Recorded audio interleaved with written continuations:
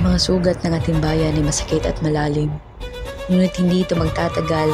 Ang mga kamay ng mga Kastila ay nagpataw ng hirap at pinipigilan ng ating kalayaan, sinupil ng ating pagkatao at mga pangarap.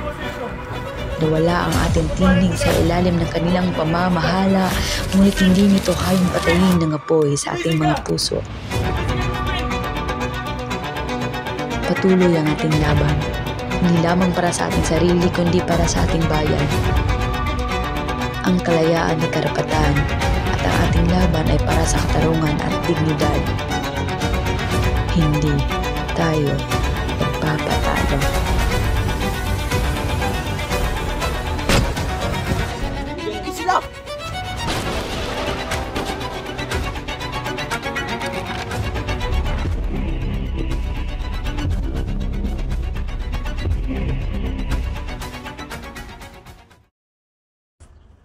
Ay, nakakakilig. Anak ko, hindi ka pa ba nagsasawa sa pagbabasa sa sulat ng Crisostom may Ibarra? Hindi po, Mama. Pwede ako mabuhay araw-araw kahit ito lang ang aking babasahin. Para itong isang tinapay na bumuhos sa aking puso't kalimwa. Kailan kayo siya babalik? Huwag ka sanang malulungkot sa aking ibabalik. Ano po yan, Papa? Babalik na si Ibarra sa Pilipinas. Talaga? Oo. Kailan kayo siya babalik? Tulad-tulatin niyo po ako, Papa, at sampal-sampalin niyo rin po ako para malaman ko ito hindi isang matamis na panaginip lang. Hindi ka na naginip, anak. Hindi ka na naginip. Ang saya-saya ko po, Papa. Parang isang ibang umaaway ko rin umaga. Kailan kayo siya babalik? Sa susunod na linggo at magpapahanda ako ng sasalo-salo para sa kanyang pagbalik. Nakapag-antay ako ng 7 taon. Ano na kaya ang 7 araw lang? Kailan kayo siya babalik? Anak ko, huwag ka sana Mga mangmang talaga ang mga Indio. Pinatunayan niyo ng aking 20 pagsisilbi sa bayan ng San Diego. Wala silang modo, nakakabwisit. Hindi man nila alam kung paano mangusal. Bakit ang masa? Ikaw ay kumalma. Nandito tayo ba sa bahay ng isang Indio? Aba, ano naman ngayon? Totoo naman talaga mga mangmang sila.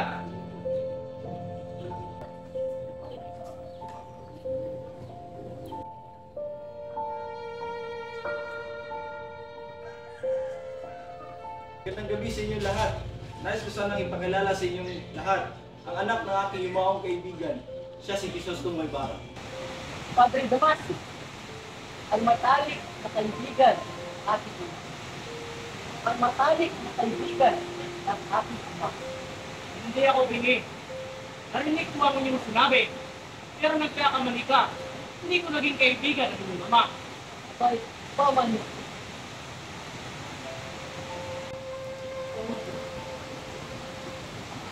Magandang gabi sa inyong lahat. Ikaw pala ang anak ni Don Rafael Ibarra. Hindi ko kayo nagkakabali. Maligayang pagdating galing sa Europa. Kilala ko ang iyong ama. Maraming salamat. Tama na muna ang pag-uusap. Nakahanda na ang inyong hapunan. Ibarra, kailan ka ba pumunta sa Europa? 7 taon po ang nakakaraan. Baka nakakalimutan mo tungkol sa ating bansa. Sa totoo lang, tila ako yata ang nakalimutan ng Pilipinas. Tila wala akong tanggap na balita. Hindi ko nga alam kung paano namatay ang aking ama. Ano naman ang pinakamagandang lugar na nabisita mo? Pinag-aralan ko ang bawat bansa at alaman ko may pagkapariya ang bawat lima ng pagkakaya. Politiko, kultur, at alaman ko ang kalayaan ang naliligtas sa kanilang pagkakaya. Yan lamang ang nalalaman mo. Sinayang mo lang pala yung pera sa pagpunta sa mga walang kwentang lugar. Kung iyan itatanong sa mga batay, siguradong alam din nila yan. Mauna muna ako. Nakarating ko lang kanina at may kailangan pa kong kasi. Hindi ako papayag. Subalit, paparating na si Maria Clara. Pakisabi na lang na magpunta kayo bukas. Nakita niyo yun? Nakita niyo? Ganyang kabastusan ang mapag-aralan niyo kapag pumunta kayo sa Europa. Kung hawak ko lang ang gobyerno, ipagpabawal ko ang pagpunta doon.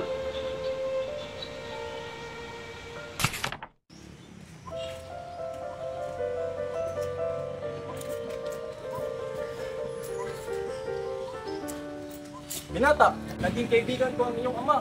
Mukhang kilala niya ang aking ama. Pwede ko bang malaman kung paano siya namatay? Hindi mo alam? Alam mo naman siguro kung saan siya namatay. Hindi ko rin po alam. Wala ba nagsabi sa iyo na namatay siya sa bilangguan? Sinong namatay sa bilangguan? Ang iyong ama! Inaasar niyo ba ako? Kilala niyo ba ang ama ko? Di ba sabi mo, ikaw yung anak nito, Ibarra? Bakit siya namatay sa bilangguan? Kahit marangal ang iyong ama, nagkaroon ng kaaway, kaya siya ay namatay. Dahil napagbintangan siya sa mga kaaway, sa kamalasan, namatay siya sa bilangguan. Bakit ngayon ko lang ito nalaman? Nakikiramay ako!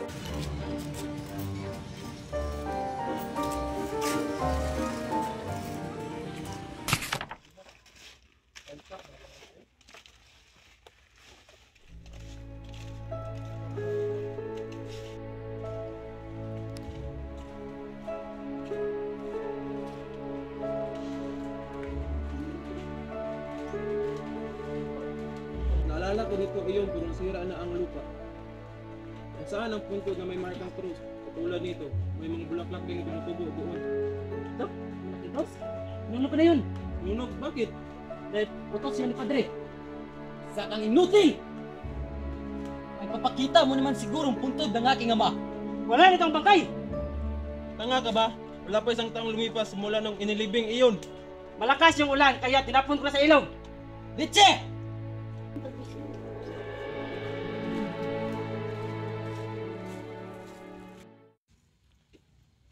Padre! Wala kang karapatan para gawin yun sa aking ama.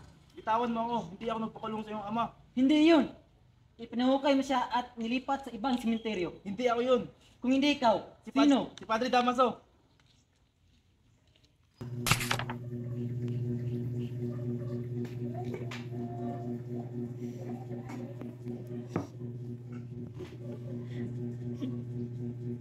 Ang dapat kainin ng mga anak ko.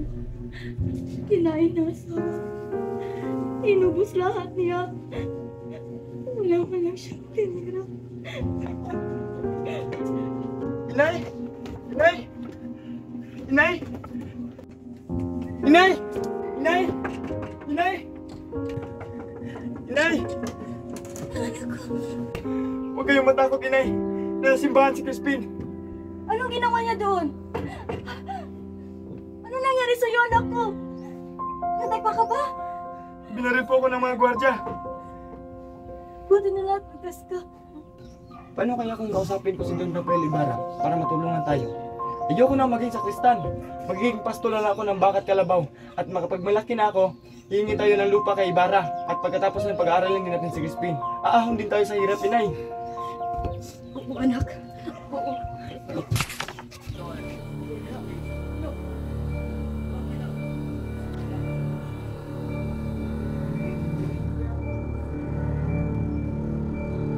Saan ko ba din nilagay ito?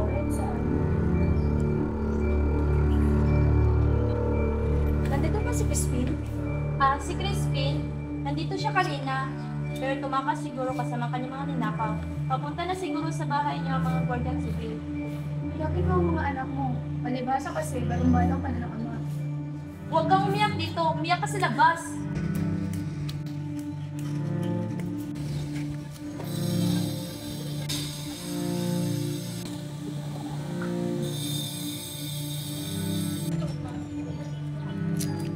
Ikaw ang ina ng mga magnanakaw. Hindi na ng mga magnanakaw? Sabihin mo ang totoo at kung hindi, tatali ka naman sa puno at amin kang babarilin. Hindi na nagnakaw ang aking mga anak kahit sila'y nagugutom. Hindi pa rin mahirap kami na dapat inyong pagbibintangan. Hindi lahat na mahirap magnanakaw. Nasaan ang pirang ninakaw ng iyong anak? Mama ka sa amin! Bitawan niyo ako!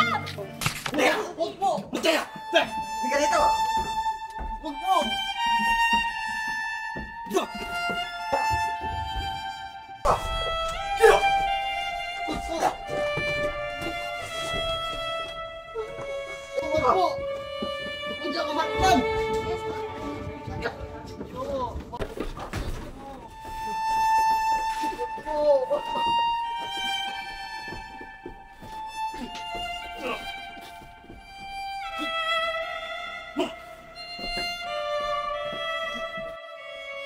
Crispin! Crispin! Crispin! Sino may gawa sa'yo nito? Magbabayad sila! Ipaghihiganti kita! Crispin! Crispin! Gumising ka! Gumising ka, Crispin!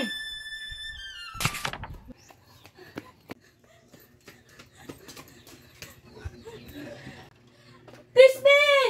Basilio! Nasaan kayo? Crispin! Basilio! Ito! Ito ang damit ni Basilio! Hindi maaari!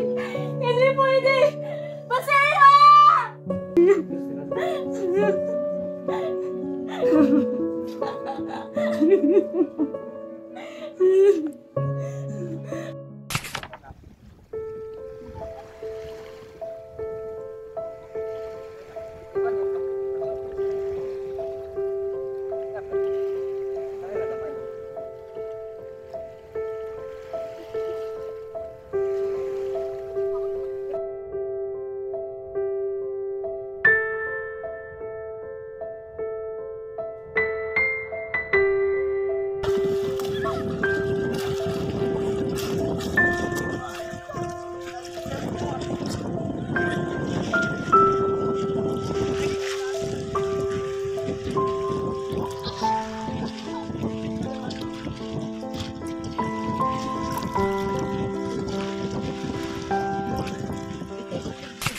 Si Elias?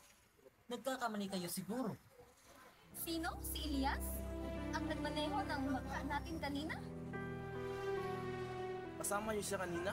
Malaking katangahan ang ginawa ninyo. Si Elias? Hindi ko lubos maisip na isang kriminal ang kasama natin kanina. Mabuti hindi kayo nasaktan. Mahal ko, Sisa ang pangalan niya, di ba? Yan yung ina ng lalaking pinagtutangan na magnanakaw. Ngayon hindi niya pa rin mahanap ang kanyang mga anak.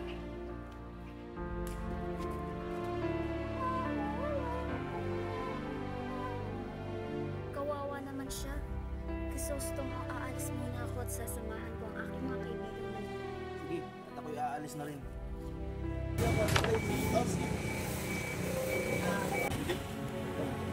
Para Elias, anong kailangan?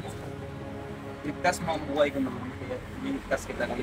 Pero, kalahati pa lang nababayaran yung utang sa iyo, kaya huwag ka munang masalamat sa akin. May sasabihin ako sa iyo. Sige, magsalita ka. So, huwag mong sasabihin sa iba tungkol sa mga babalang sasabi ko sa iyo. Alam kong hulihan ka nila, pero hindi kita ipapahuli. Hindi ko iniisip ang sarili ko. Ikaw ang iniisip ko. Ligtas mo ang iyong sarili para sa kapakanan ng ating bansa. Anong hindi sabihin? May nakaraan ka. Ang iyong lolo't amay may mga kaaway. Kilala mo ang aking mga kaaway? May kilala kang isa. Pero huwag mong kalimutan ang mga bilin ko sa iyo. Kailan ulit tayo magkikita? Kung kailan mo gusto. Para sa iyo gagawin ko lahat para magkakita. Ganun mo ako sa iyo. Paalam mo yan.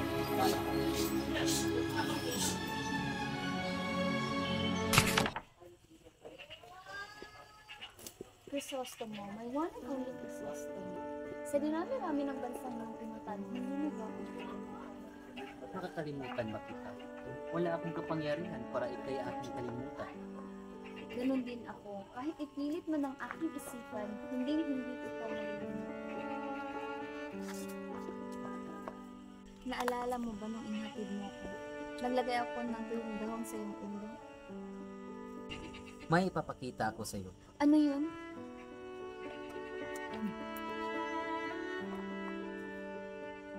Ito yung tuyong dahon na inilagay mo sa ulo.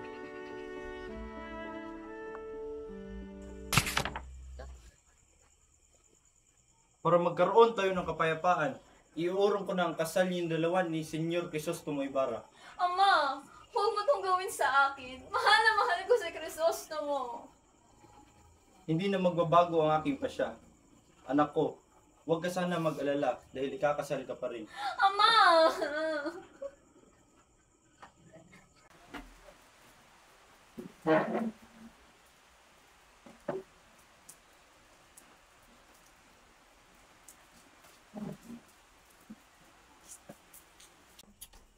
Gusto kong pakasalan mo ang pinsan ng aking bayaw, pamangkin ni Don diborsyo na si Alfonso Linares. Padre Damaso. Bakit? Nag-aarte ka? Napakaswerte mo na dahil pumayag ang pamangkin kong pakasalan ng isang babaeng hindi man lang nahigitan ng aking ganda. Doña Victorina! Ikaw, huwag mong tanggihan si Linares kung ayaw mo magkaroon ng gulo. Maria Clara, iha, siya ang gusto kong pakasalan mo. Tumahimik kayong lahat. Anong karapatan niyo para diktahan ang aking puso? Ang puso ko ay nilikha para lang kay Ibarra. Si Ibarra lang ang mahal ko. Sinisigawan mo ba? Oo, dahil mga asar kayo. Hindi nyo naman pinapahalagahan ang aking puso.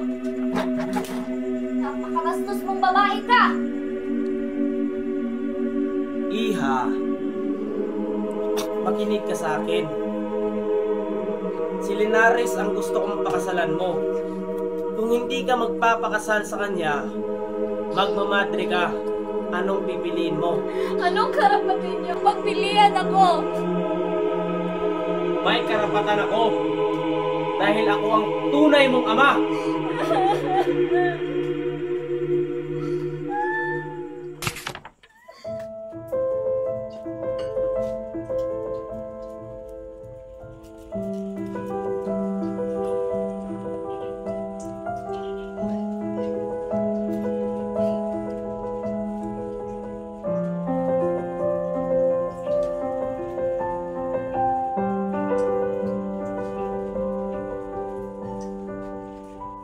May tatawag mo bang trabaho ang pagsisermon? Abay, oo naman.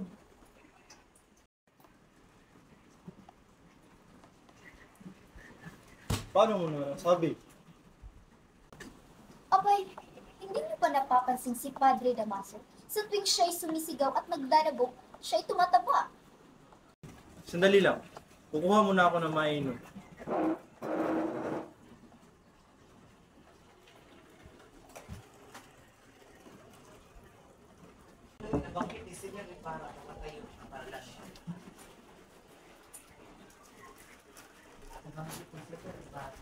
May mga pinag-uusapan ba kayo dyan?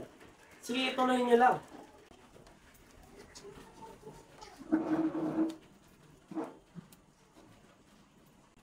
Nabanggit lang naman ni Senyor Ibarra ang tungkol sa pagpatayo ng paralan noon. Ah, tungkol pala doon.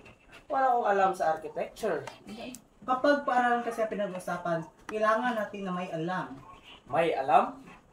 Wala na talagang mas tatanga pa sa mga Indio. Paglagay ng 4 na dingding at mga bubong, wala na talagang mas tatanga pa. Ang ganda mo talaga, mahal ko. Salamat, mahal ko. Ang ganda ko ay parang bituin, walang kupas ang ningning. Alam mo kasi, ang mga Indio, kapag may napag-aralan na sila, meron agad silang titulo. Pero, pupunta pa rin sila sa Europa para lang sayangin ang kanilang pera. At ang ama sa isa sa mga ahas ay namatay sa bilangguan. Ah! Walang lalapit. Mahal ko. Nagsasabi lang ako ng totoo. Padre, di mo man lang nirespeto ang aking ama. Ang iyong bungangay puno ng kabanalan. Ngunit ang iyong puso'y puno ng pagmamalabis. Bakit kang lalapit? Padre, porkit mataas ka sa lahat ng tao, ay kaya mo nang husgahan ng lahat. Marangal ang aking ama. Sinakripisyo niya ang kanyang sarili para sa akin at para sa bansa. Pero anong ginawa ng taong ito? Pinagbintangan niya ang aking ama. Hinabol at ikinulong at hinukay at ipinaanod sa ilog ang bangkay ng aking ama. Mahal ko.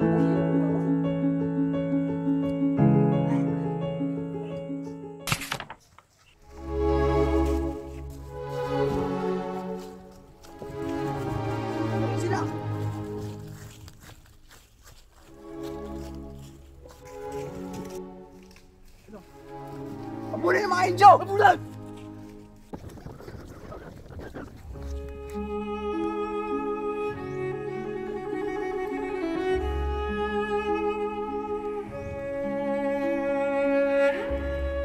Ayun na, Senyor Ibarra! Ayun sila!